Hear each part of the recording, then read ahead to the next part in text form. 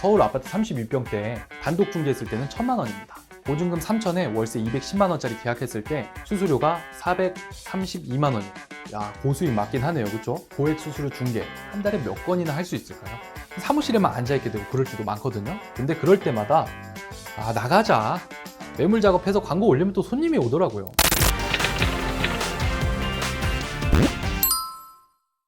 일단 공인중개사 직업입니다. 2021년도 기준으로 왜 공인중개사가 되고 싶냐고 물어보니까 첫 번째는 돈 많이 벌대.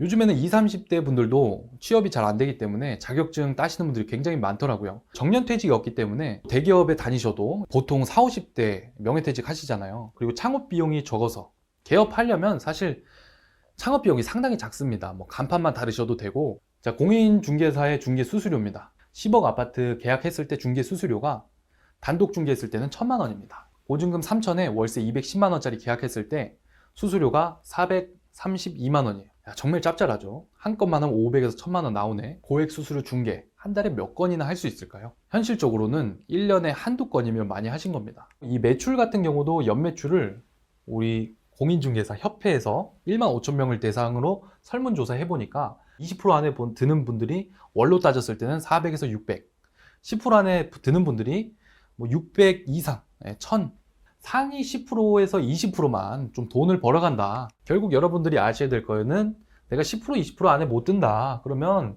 일반 직장인보다 못한 게 이 공인중개사 직업이에요. 입에 풀칠도 못하고 월세 내고 이러면 다 끝납니다. 예. 이걸 제가 또 실제로 봤습니다. 실제로. 공인중개사 폐업률 보면 5,000명이 개업했는데 4,000명이 폐업을 했죠. 왜 폐업을 많이 할까요? 누구나 시작은 가능한데 이게 1년 버티기가 힘들다는 거예요. 이게 우리 현실이다. 처음부터 내가 고액중개 수수료 할 수 있다. 그냥 쉽게 돈 벌 수 있다. 이런 생각은 버리시는 게 좋을 것 같습니다. 우리가 가장 많이 접하게 될 계약은 결국 소액 계약이라는 거예요. 원투룸 계약이 사실 제일 흔하죠. 저 같은 경우에는 그랬습니다. 그래서 저희 직업이 이 계약 건수 변동률이 굉장히 큰 직업이에요. 이 주택 같은 경우는 보통 이사 시즌, 학기 계약 전에 많이 이사를 하세요. 1, 2월 달에 집을 많이 구하러 오시고 또 대학가에 7, 8월에 이제 복학생들이 대학가에 오시는데 이때 버는 거고요. 나머지는 뭐 주택만 하면 이제 바보 됩니다. 바보. 이때는 뭐 상가 빌라, 매매 이런 것들을 하셔야 돼요. 그리고 정부 정책에 따른 거래 변동도 있습니다. 지금은 물론 이게 호재로 또 작용을 했죠. 아파트 거래가 급등하면서 굉장히 많은 건수의 아파트 거래가 일어났는데 뭐 한창 잘 되다가 또 정부에서 뭐 대출을 쪼이거나 이러면 특히나 매매 이런 데서는 거래가 잘 안 된다는 거예요. 내가 매매만 할 줄 안다. 근데 대출이나 규제 이런 거 타격을 맞는다. 그럼 직방이죠. 코로나 등 재난으로 거래 변동이 또 있습니다.